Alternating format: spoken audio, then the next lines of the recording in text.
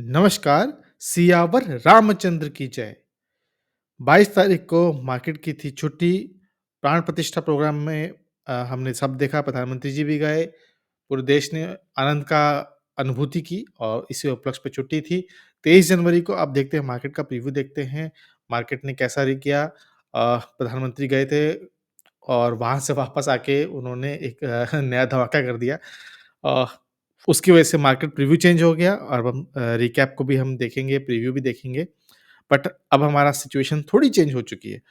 तो एक काम करते हैं, सबसे पहले निफ्टी विफ्टी देख लेते हैं। देखिए, मैंने कोशिश की थी कि मैं आपको बताऊँ कुछ बैंक्स, लेकिन मैं पहले ही हम डिस्कस कर चुके हैं IDFC bank, Kotak bank, ICICI bank, IR और आईआरईडीए के रिजल्ट्स। तो पिछली वीडियो में है, आप ज़रूर देखिएगा। मैंने कोशिश सोचा था कि आज मैं आपको शुरुआत करूँगा ज़ेनसार टेक्नोलॉजी, कोलगेट वगैरह के रिजल्ट्स के साथ, लेकिन अगेन प्राइम मिनिस्टर नोन है बड़े-बड़े अनाउंसमेंट करने के लिए, तो उन्होंने एक बहुत धमाका कर दिया है। उसको देखेंगे, मार्केट में देखते हैं। देखिए, पहले निफ्टी विफ्टी को देख लेते हैं।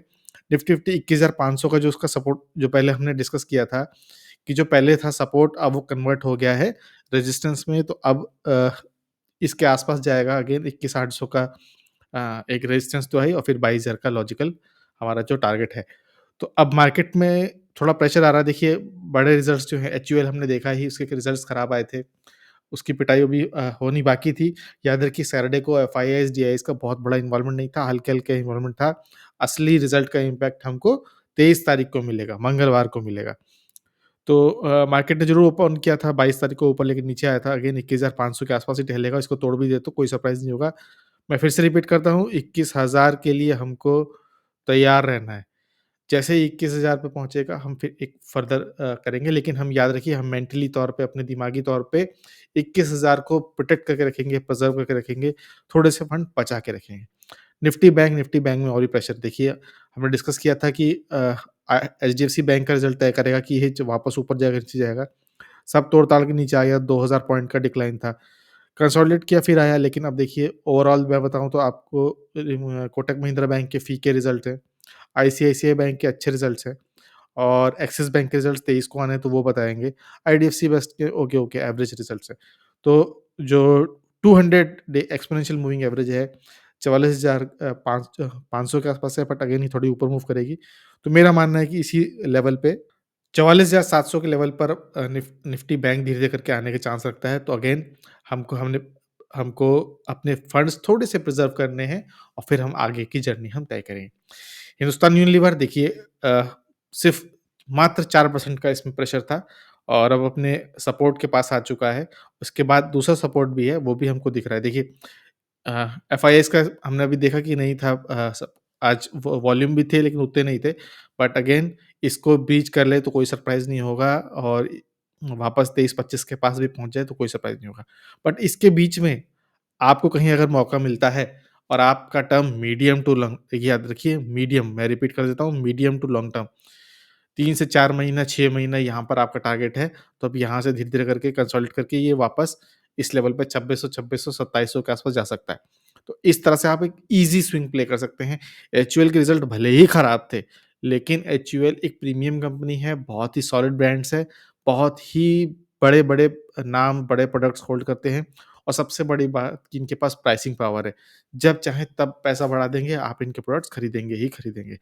तो एक अच्छा पोर्टफोलियो है, इसके पास देखेंगे। ये सपोर्ट जो दूसरा आपको नीचे दिख रहा है, ये आपको वीकली बेसिस पर ड्रॉ करूँगा तो आपको दिखाई देगा कि वीकली बेसिस पर भी यहाँ पर एक सपोर्ट है, सॉरी, सपोर्ट हमको दिख रहा है यहाँ पर। तो उसी बेसिस पर है, उसी लेवल पर हमने ड्रॉ किया है प्रीवियस लेवल को देख के। तो एफआईआईज़ का अगर वॉल्यूम आया तो आराम से 2450 का लेवल टूट सकता है। 2450 के लेवल से भी आप एक प्ले कर सकते हो स्विंग का चांस। यहाँ से भी ऐसा नहीं कि हो सकता है यहीं से भी कंसल्ट करके ऊपर जाए, तो आपको उस बेसिस पे अपनी एनालिसिस करनी है, फिर डिसीज़न लेना है। याद रखिए, कोई भी बाय सेल रिकमेंडेशन नहीं है, सिर्फ़ एक एक्सरसाइज़ है, प्रैक्टिस है, सपोर्ट रेजिस्टेंस ढूँढने की। आपको फिर आगे देखना है। उसके बाद ज़ेनसार, एक बार एक काम करते हैं, क्वार्टरली रिज़ल्ट देख लेते हैं। सबसे पहले कोलगेट के देख लेते हैं। बहुत ही क्विक एनालिसिस करेंगे। इनको भी एचयूएल, मरिको सबकी तरह सेम प्रॉब्लम हो रही है। क्वार्टर ऑन क्वार्टर रिज़ल्ट थोड़ा-सा बड़ा ज़रूर है, सेल्स ज़रूर बढ़े, लेकिन year on year, sorry, quarter on quarter बिल्कुल फ्लैट है। आप देखो अगेन, ईयर ऑन ईयर ठीक है, क्वार्टर ऑन क्वार्टर फ्लैट है।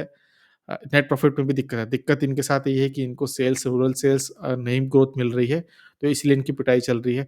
अब इसके बाद ज़ेंसार देख लेते हैं, बट देखिए ज़ेंसार का रिज़ल्ट डिस्कस करने से पहले बता दूँ कि काफ़ी घटिया हैं ज़ेंसार के रिज़ल्ट्स। लेकिन रिज़ल्ट्स तो विप्रो के भी बहुत ही ज़्यादा करेक्ट वर्ड होगा निहायती घटिया रिज़ल्ट्स थे, लेकिन तब भी वो 12% के अपवर्ड जनरेशन उसने तय की। ज़ेंसार के साथ दिक्कत क्या है? देखिए ज़ेंसार के साथ दिक्कत क्या है कि मात्र 1% का सेल्स है, यानी क्वार्टर ऑन क्वार्टर नहीं, year on year. Year on year sales flat है, ये एक बहुत ही मेजर चिंता वाली बात है। एबिटा आपको दिख रहा होगा क्वार्टर ऑन क्वार्टर बढ़ा हुआ है क्वार्टर ऑन क्वार्टर तो गिरा हुआ है, लेकिन ईयर ऑन ईयर बढ़ा हुआ है। सेम नेट प्रॉफिट के साथ है, ईपीएस के साथ है। लेकिन जब आप इनके रिज़ल्ट्स देखोगे ना डिटेल में, जहाँ इन्होंने बताया है, वहाँ quarter on quarter constant currency जो है, डॉलर्स, वो भी गिरी है और ईयर ऑन ईयर भी गिरी है। तो constant currency year on year, quarter on quarter गिरती है, तो वो काफ़ी खराब होती है। क्लियरली हमको डिग्रोथ दिख रही है क्वार्टर ऑन क्वार्टर बेसिस पर, तो इसकी धुलाई होना तय ही है। अगर हम इसको डेली से हटा के अगर वीकली बेसिस पे लगाएँ, तो हमारा एनालिसिस कुछ ऐसा था कि यहाँ पर इस तरह से कुछ इन्वर्टेड हेड एंड शोल्डर बना रहा था और इसको ये हम सोच रहे थे कि इसको ब्रेकआउट देगा। कोशिश भी की लेकिन वापस रिटेस्ट आ गया है। अब देखना ये है, क्या ये विप्रो वाली चाल चलेगा या ये अपनी ज़ेंसार की कोई चाल चलेगा? विप्रो की चाल चलेगा तो वो रेट कट्स को देख रहे थे कि आगे रेट कट्स होंगे और फिर यहाँ से मूवमेंट आएगा। लेकिन अगर इसने अपनी ज़ेंसार वाली टेंडेंसी दिखाई जो कि ये टेंडेंसी है, तो कोई नहीं रोक सकता इसको नीचे आने से। तो अ, आप ध्यान में रखना रिज़ल्ट्स कैसे मार्केट बिहेव करता है तो पता चलेगा। 5% 6% एक दिन में ऊपर और नीचे जाए तो ठीक है, इट्स ओके।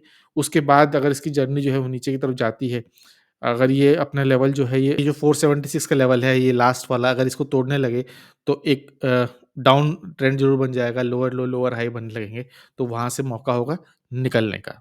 अब उसके बाद जो हम अनाउंसमेंट अभी हमने देखा कि प्रधानमंत्री जी ने धमाका कर दिया, वो ये था कि वापस आके उन्होंने एक मीटिंग की अपने ग्रुप के साथ और वहाँ उन्होंने सूर्यवंशी जो हैं भगवान श्री राम, उनसे प्रभावित होके उन्होंने एक नई योजना शुरू की है, जिसे कहते हैं प्रधानमंत्री सूर्योदय योजना। इसका काम क्या है? 1 करोड़ घरों पर रूफटॉप सोलर लगाना।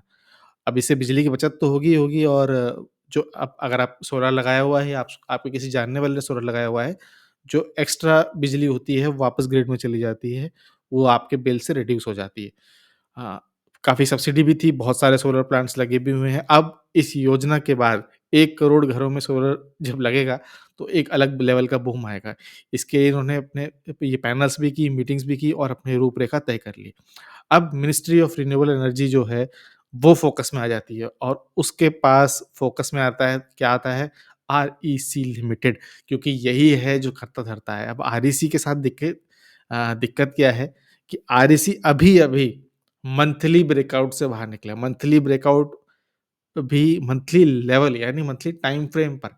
बट अगेन वो जो ब्रेकआउट था वो 1-2 साल का नहीं था, वो 10 साल से ऊपर का ब्रेकआउट था। आरईसी एक बहुत ही पॉजिटिव कंपनी है, एक डिविडेंड देने वाली कंपनी है। ये आपके पोर्टफोलियो में अगर है लॉन्ग टर्म में तो आपके वैसे ही न्यारे-न्यारे हैं। बट अगेन इसमें भी एक ब्रेकआउट आने का चांस है। अगर आप बहुत ही शॉर्ट टर्म पे देखो तो एक राउंडिंग टॉप का ब इसने एक राउंडिंग बॉटम का एक ब्रेकआउट दे दिया है। कल अगर ये अपर सर्किट पे भी निकले तो मुझे कोई सरप्राइज़ नहीं होगा। तो 10% का अपर सर्किट पे अगर ये गैप अप भी हो तो मुझे बिल्कुल भी सरप्राइज़ नहीं होगा। अ, अच्छी बात है अगर इस तरह का सर्किट हो सकता है। देखिए बहुत ही पॉज़िटिव कंपनी है आरईसी। अब जिसने ले लिया ठीक है लेकिन ये याद रखिए ये लॉन्ग टर्म का गोल है। कल भले ही गैप डाउन ओपन हो और फिर वहाँ से फिर वो नीचे आना शुरू कर दे, तो जब आप उस एक लेवल पे स्टेबल हो आप वहाँ भी परचेज़ करने का प्लान कर सकते हो। मैं आपको दिखा देता हूँ किस तरह से मैं मंथली ब्रेकआउट की बात कर रहा था। अगर आप एक मंथली चैनल लगाओगे आप तो देखोगे कि एक मंथली लेवल पे ये देखिए ये लेवल जो है, यहाँ पे जिसने हाई बनाया था ये 2010 में बनाया था। ये 2010 का लेवल जो इसने आके ब्रीच किया था, वो यहाँ मई 2023 में किया था। तो समझिए कि 2010 से 2020 और 2020 से फिर 2023 तो काफ़ी लंबा था। बट अगेन ये डिविडेंड देती है कंपनी ऐसा नहीं कि जो ऊपर-नीचे किया तो फ़ायदा नहीं मिला, रेगुलर डिविडेंड देती है और वहाँ से जो ब्रेकआउट था मंथली लेवल पे, जो वीकली और मंथली के ब्रेकआउट होते हैं वो ज़बरदस्त होते हैं। तो अगर आप इस ब्रेकआउट लेवल से भी देखो, तो ये इसने अपनी जर्नी जो है वो ऑलमोस्ट 200% की तय कर ली है।